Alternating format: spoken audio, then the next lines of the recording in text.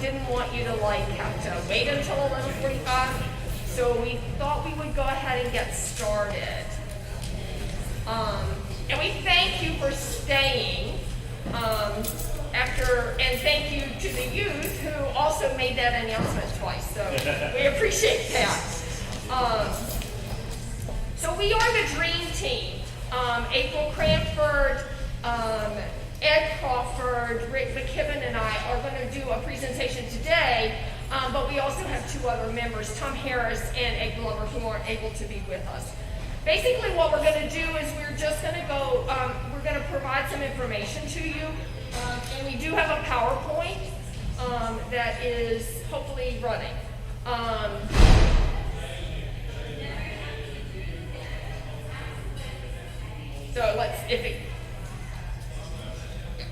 So the Dream Team came into being in 2019 when this session, after a great deal of discussion and a very lengthy process from another team, made the motion that we accept the recommendations from the Ad Hoc Sanctuary Committee to renovate this space. That was passed unanimously. And so you will see, this is the architectural drawing that came from that recommendation. And so this is the architectural drawing that we are continuing to use. So when you hear the recommendations for the AD update today, this is the space that we are considering as our future renovation. Our Dream Team was given a charter, and that was in January 2021. And that charter was to establish a plan, create an organizational structure, and a timeline for the phases of the renovation project. And so that's where we are today. We have created a plan, we do have an organizational structure, and our timeline is going to be somewhat dependent upon the next steps. When we did our work, we decided to divide our team into work groups. And so we had an organ upgrade, a capital campaign, an AV system, a design for what the new space would look like, a construction phase, and then being able to communicate all of that information to you, which is kind of where we are today. We have worked really hard. You've heard this before. We've had 14 meetings, and now we're probably up to about 16 or 18. Each of the meetings when we were doing the original work was 2 to 3 hours. And we decided that the AV update would be our top priority. And so we have agreed, the session has approved for us to do fundraising for that AV update. And so part of what we want to do today is to inform you of what that AV update would look like.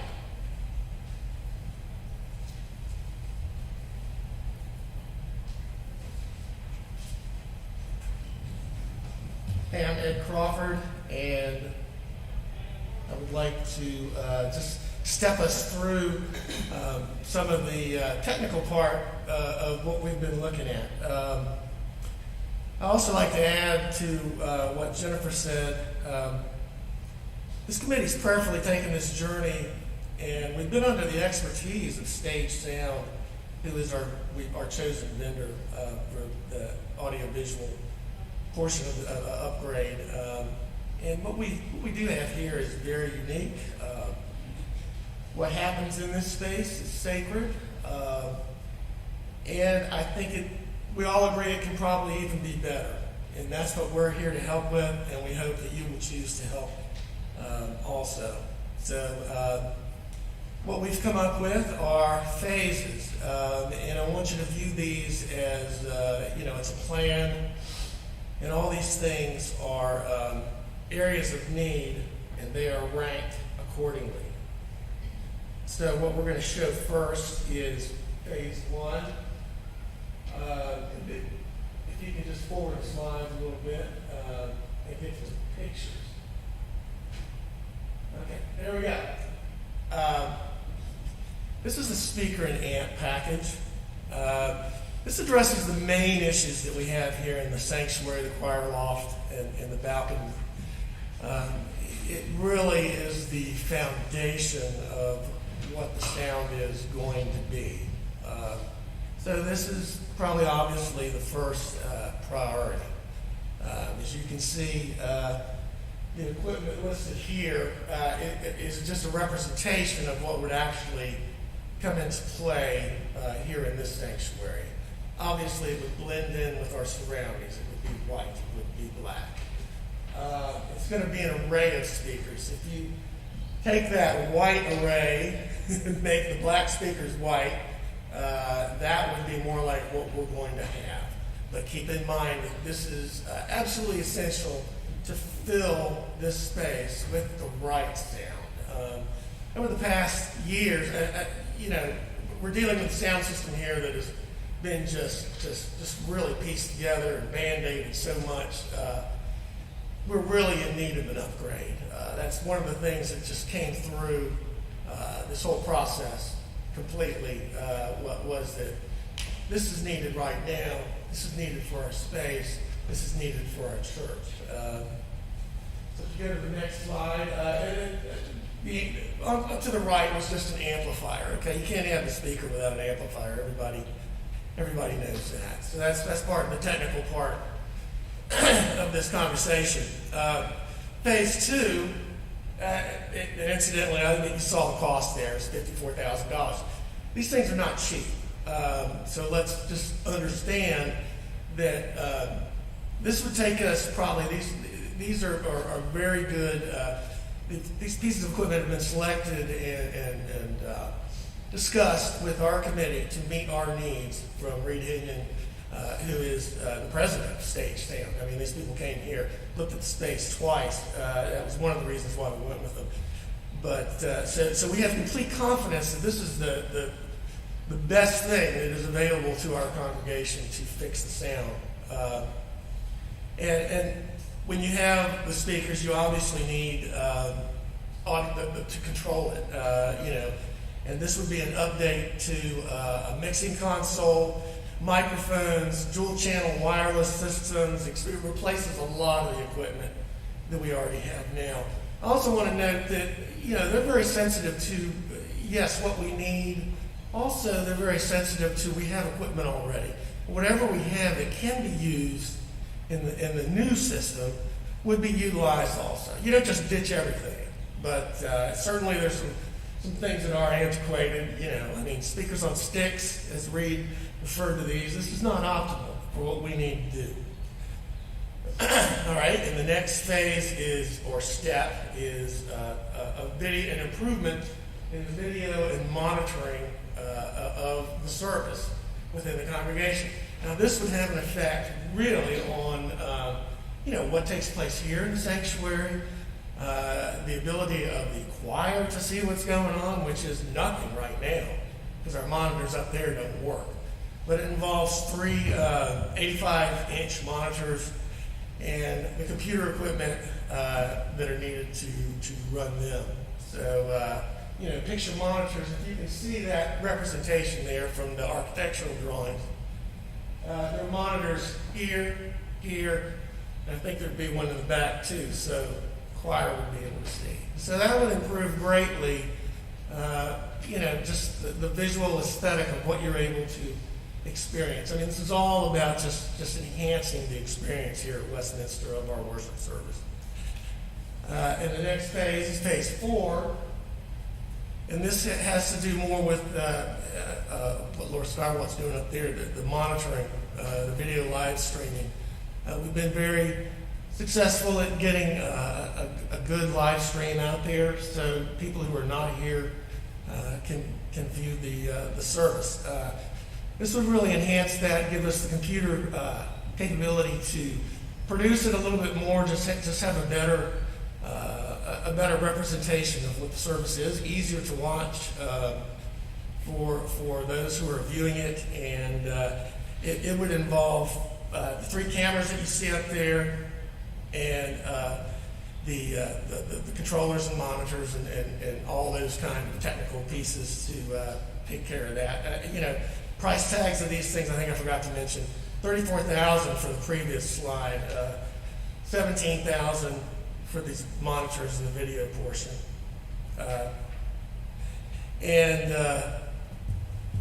So you see the little control unit there on the right, and the cameras, the representation of the cameras. So the next stage is phase 5, and this is what they call full phase fill, full stage fill. This is a lot of equipment that's kind of behind the scenes that really fills out and reinforces what you will hear in the congregation. It has to do with a lot of the things that can happen up on the stage here, as well as speakers to hit dead spots among the congregations. Among where you sit out there physically. So it basically rounds out everything. It creates, it takes a good sound system and really fulfills it, makes it great. And that's $21,000. Now, all these things are not cheap. The grand total comes out to be $148,000. So, the next step is we need to talk about potential of raising funds to be able to purchase this equipment to enhance our worship space.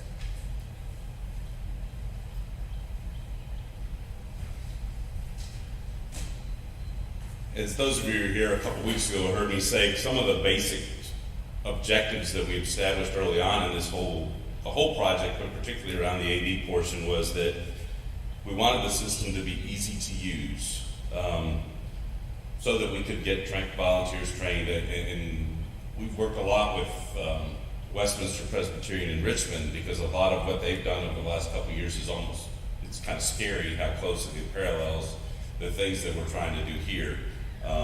Tammy and I went to Virginia Beach for the weekend last weekend, and we stopped there on our way back on Sunday to see their space and see their church. And when I talk about the easy to use objective of all this, the stage sound that did their service, they have middle schoolers that are doing a lot of their sound and are volunteering and helping with that. So some people might say that shows that it makes it easy. I'm not so sure, because I think sometimes the middle schoolers maybe are better with the tech stuff than some of us other older folks. But regardless, it was something that they found to be very easy to use. The other objectives that we had are, we want this to be a system that's going to be good for 10, 15, 20 years, which in the world of technology is a lifetime. And we also want anything that we do in this phase to be totally tied in with the longer term vision for this space, so that we aren't coming back a couple years and saying, okay, now we want to change everything because we're going to redo the space. We want this to support future phases of reconfiguring this space. And so all those things have been important to us all along, and we feel very strongly that the contractor that we're talking to gets that and is very much willing to work with us on that. And again, has helped us kind of lay out these sequence of things that the amount of improvement that we can make will be directly proportional to how much what the congregation is willing and able to support. And we want to do that in a sequence that we can get benefits all along the phases. So again, we're looking at what are the next steps. And I guess, as always, the first step that we would ask is for people to pray. We've been praying on this topic for 1.5 years now, and we covet the congregation's prayers as well, as we consider the things that should be done, but also how each of us can support that effort, because it's going to take all of us, and to whatever we're able. Obviously, an important part is giving. Our hope is over the next several months to have gifts and commitments of monies that we can hopefully start doing some of this work in the fall. It's real hard to be specific with that. Those of you who read the paper or have anything that you're trying to buy, things are hard to get, and things are getting more expensive and taking longer times to get, which is why we really feel like now's the time to kind of let's get started and let's see what we can do, and won't get less expensive, and it won't take less time to do. And so that's, that's where we are. Letters will be coming out in the next, this week. You should see a letter in the mail with a lot of the similar information so that you can have it in front of you, and we'll make every effort over the next several months to keep the congregation informed on how things are progressing, and again, the intention is to hope to do some of this work before the year's over. And again, the timing of all that will be dictated, and the scope of what we do will be dictated by how much the congregation wants to do and how much they feel like they can support. Just some things we've seen, even with, again, when we were at Westminster last week, how many of you sitting in the congregation can see the children when there's a children's time? You see the heads of the people in front of you most of the time. Well, it's really, really neat to be able to look up there and see what's going on down here. Or today, with the confirmation class and those sorts of things. Just having a few cameras and ability to see things that you can't see. Even, we talk about the choir, and I can tell you that it's a big deal there. We don't see what's projected on the wall. You see a shadow on the wall, that's a spotlight in our face. We're sitting in the choir. And so, all of those things are just, we're doing amazing things with what we have and the people that are working on it, but there's just a lot of opportunity for improvement. I know people, we've had comments about, well, how could, it won't look good to have a big white speaker hanging from the ceiling in the middle of the sanctuary. And I guess for those of you that might have that concern, I would ask you to take a hard look at what the front looks like right now. We've got black speakers, we've got black microphones, we've got white speakers. The reality is you get blind to some of that, and you just get used to it. And I think our objective in what we're doing here is to make it as unobstructive as possible. And one of the good suggestions that the sound people gave was, well, if we're going to have a big monitor here and a big monitor there, don't have it be a black TV when people come in. Project a picture. And I just thought that was, and that's kind of what was shown in the artist rendering, was have something on there rather than just a big black square on the wall. And so there's lots of neat ideas that people have talked to us about, and we're excited about, quite honestly. And we're just anxious to start seeing some of these things come to fruition, and we're hopeful that we've been decent in discerning what God would have for our congregation, and that others will kind of see that vision and hopefully be in a position to be able to provide some support as well as we try to just prepare us for the next 15, 20 years when it comes to the audiovisual side of things, because it's, as all of us know, particularly these last couple of years, it's just becoming a bigger and bigger part of what worship is. So, if there's any general questions that people have, we'd be glad to try to answer them. If otherwise, you see us in the church and want to stop and ask a question, any of us would be glad to answer at that point too. But if there are any general questions that people have, we'll do our best to answer those now while you're here, if anybody has it. So, Rick, I guess the estimated price includes installation? Yes, and that's the other part. All of these would include installation, and part of what we want to be careful of with the phases is we don't want to break it. When we want to know how far we can go before we start, because if we break it into individual pieces and we'll do this month and this a couple months later and this a couple months later, those prices go up, because every time they've got to bring a crew in here, then that's extra money that we're paying. So that's why we really are wanting to get a picture for how much we think we can do. Yeah, Edwin. What was Iris's question? I couldn't hear it back here. She asked if the prices included installation, included the labor and stuff to install the equipment. Okay, thanks. Yep. Anybody else? Well, I don't want to keep anybody any longer if there's no questions, but I appreciate everyone staying, and again, please feel free to stop us at any time if you've got any questions. Thank you for all the work Thank you you. guys are doing.